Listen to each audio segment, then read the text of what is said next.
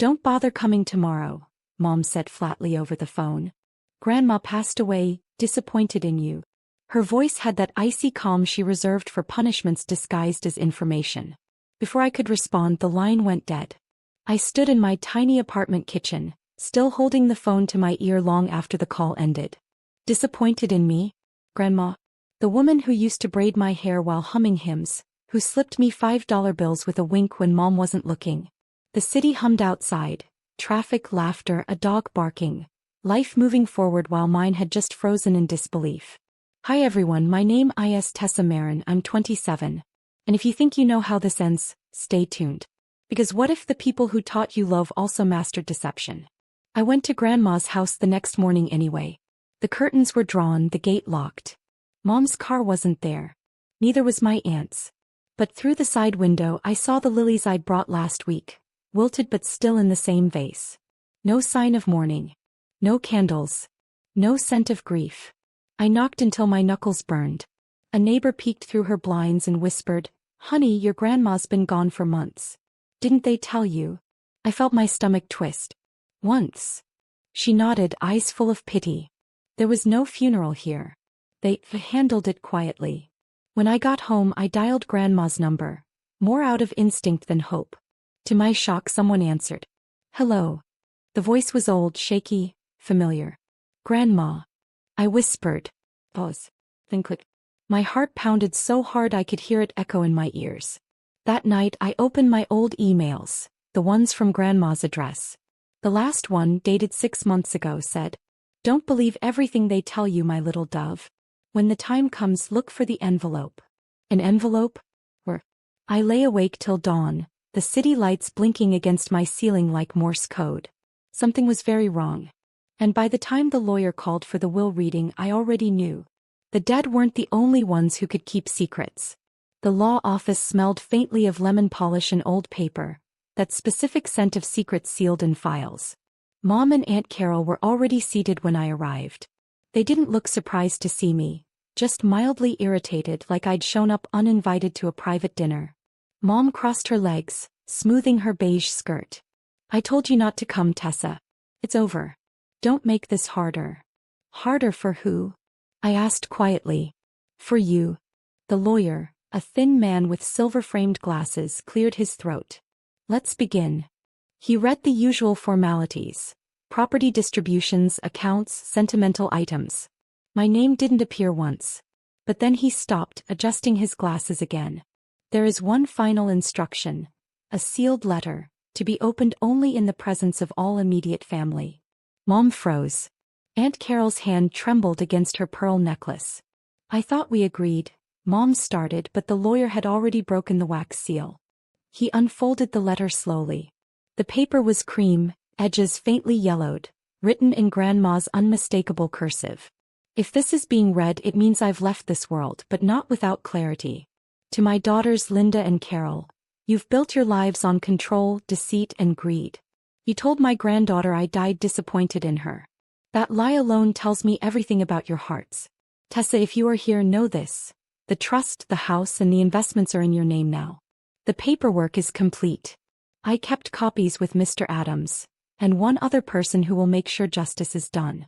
Remember what I told you, the envelope. Check behind my bedroom mirror." The room went silent except for the tick of the clock on the wall. Mom's face drained of color. "This is absurd." She wasn't in her right mind. Aunt Carol's voice cracked. "We can contest."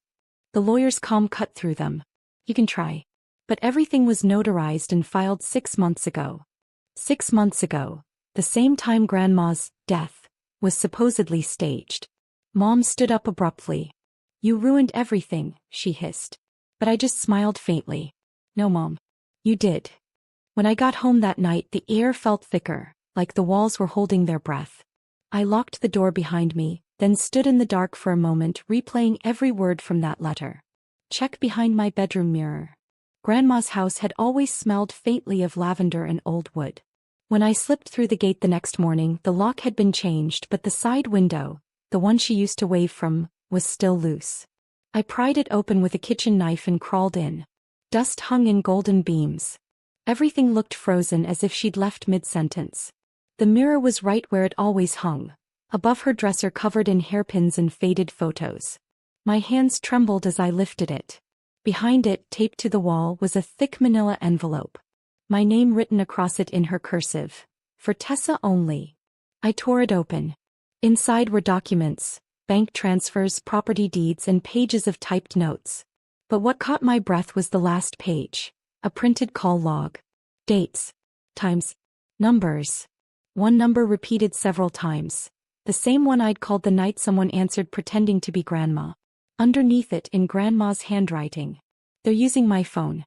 Don't trust any message unless it's signed, Dove's Keeper. I sank onto her bed, heart hammering. They'd kept her hidden, silenced her, maybe worse. Suddenly, headlights flared across the window. A car door slammed. Mom's voice rang through the front door. Tessa, I know you're in there. Open this door right now. I froze. He had keys. As the knob twisted, I slid the envelope under the loose floorboard by the bed and stepped back into the shadows. The door creaked open. Mom stood there, her expression cold, a set of fresh locks dangling from her hand. Breaking and entering now? You've really lost it. I met her gaze, steady. You should have made sure I never found out what you did. She smiled thinly. Oh, sweetheart. You have no idea how much I already have. Mom stepped closer, her heels clicking against the hardwood like a slow countdown. You think she loved you more than us? She sneered, scanning the room. That woman was losing her mind. We took care of her while you ran off chasing your little independence phase. I didn't respond. Her perfume, sharp and expensive, filled the room, smothering the faint lavender that still lingered from Grandma's things. She turned toward the dresser. You didn't happen to find anything, did you? Her tone was syrupy now, the same one she used when she was lying. I forced my voice steady. Just memories. She studied my face, then walked out with a smirk. Good. Leave it that way. When her car finally pulled away, I exhaled for the first time. My knees nearly gave out. I dropped to the floor, pried up the board, and retrieved the envelope. Inside, another folded paper slipped out that I hadn't noticed before. Handwritten, fragile. If you're reading this, they've already spun their stories.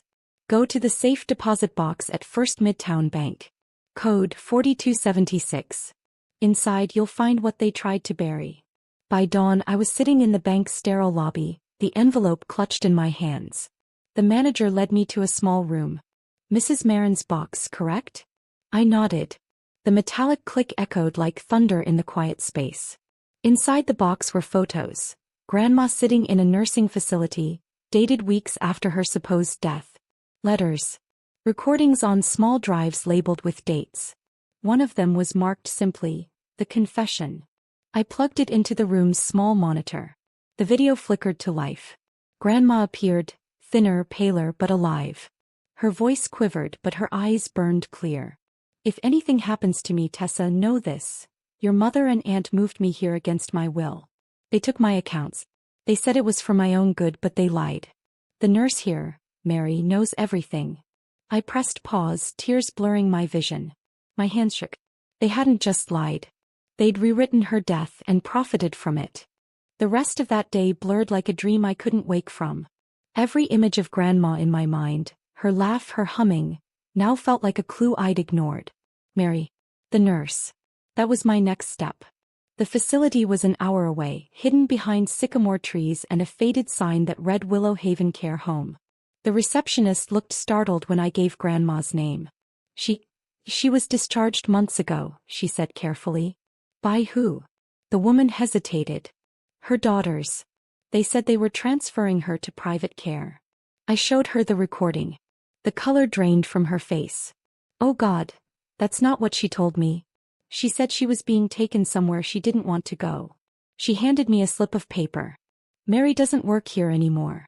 But she left a note for anyone who came asking about your grandmother. The note was short, written in hurried script. Tessa, if you find this, your grandma was terrified of your mother. She said there was money missing and a fake death certificate. The proof was sent to her lawyer and someone she trusted even more. Check her old post office box, 718. That night I drove to the small-town post office under a pale orange sky. The metal box creaked open easily, maybe too easily. Inside was another envelope. This one held a single photograph. Mom and Aunt Carol standing in Grandma's living room beside a document on the table. Her will. Only, Grandma's signature was missing. A note was scribbled on the back. They forged it after she refused to change it. My pulse raced as headlights appeared in the rearview mirror. The same black SUV from the lawyer's office. I slid the photo into my jacket, heart pounding. Then my phone buzzed. A text from an unknown number. "Stop digging or you'll lose everything she left for you. Dove's keeper." My breath caught. That phrase. Only Grandma and I knew it. So who was sending me messages now? The message glowed on my screen like a ghost. "Stop digging or you'll lose everything she left for you. Dove's keeper." I read it 3 times, fingers trembling. Dove's keeper. Grandma's secret sign-off. The one she said she'd use if someone ever tried to impersonate her. But she was gone. At least that's what I'd been told. I texted back. "Who are you?" No reply. That night I barely slept. The rain whispered against my window, the kind of slow rhythm that makes time feel stretched and unreal. I pulled out the old envelope again, spreading its contents across my coffee table.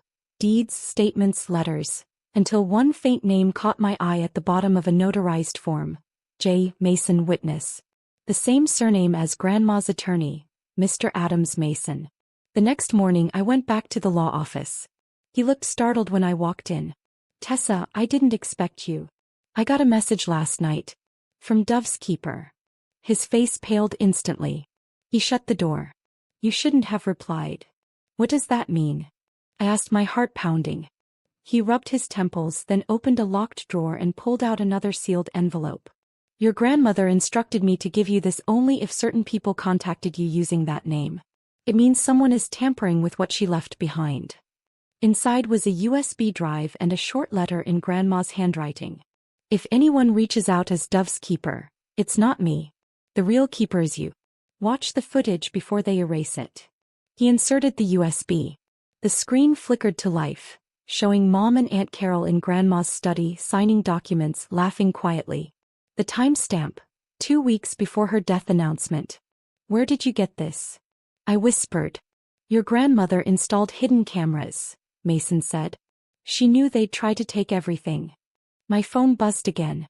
Another message. "You've made your choice, Tessa. We warned you." When I looked up, Mason's office window reflected a black SUV pulling up outside. He muttered, "They're here." Mr. Mason locked his drawer and shoved the USB into my hand. "Go," he whispered. "There's a back exit through the archives." Outside, the air was sharp with rain and exhaust. I sprinted through the alley behind the law office, heart hammering as tires screeched somewhere close. My breath came in gasps, the kind that make you taste metal. I didn't stop until I reached the old train station 2 blocks away. I ducked into the waiting area, sat behind a vending machine and played the footage again, this time slower. Mom's voice was crystal clear. "Once it's signed, we'll tell everyone she passed peacefully. Then transfer the assets before Tessa gets curious." Aunt Carol nodded, flipping through papers.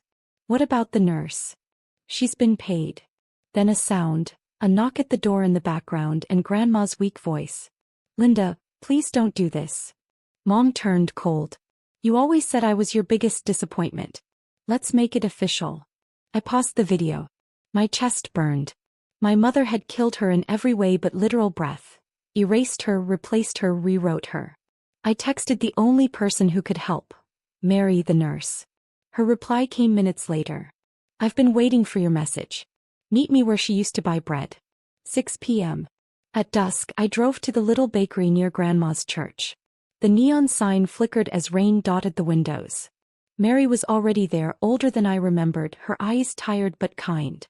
She slid a folder across the table. She left me copies of everything. The real death certificate, her medical records, all showing she was alive weeks after they announced her gone. I opened the file, my throat tight. "Why didn't you come forward? They threatened my license. And my son." Before I could respond, my phone vibrated again. A new message. "If you go public, we'll release your part in this too." I frowned. "My part?" Mary's hand tightened over mine.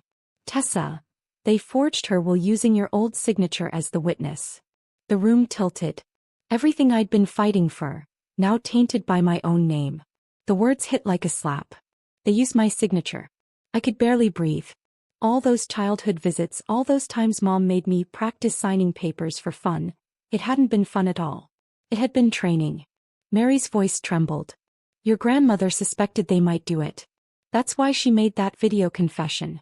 She wanted you to know it wasn't your fault. Tears blurred the papers before me. She knew.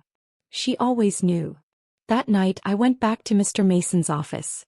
Together we gathered everything. The USB footage, the forged documents, the nurse's testimony, and the letter from the safe deposit box. He smiled faintly. Your grandmother planned for every move.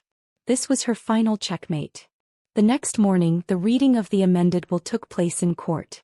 Mom and Aunt Carol sat side by side, pale, trembling, pretending composure. The lawyer submitted the evidence. The judge's tone was sharp, cutting. The original will was forged. Mrs. Marin's true intentions were to leave her estate to her granddaughter, Miss Tessa Marin, as documented in both handwriting and recorded testimony. Mom shot up from her seat. She was senile. This is all manipulated.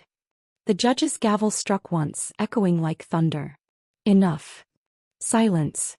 Aunt Carol buried her face in her hands. Mom stared straight ahead, her eyes empty, the way people look when they realize control has slipped forever. Afterward, I walked outside into the sun.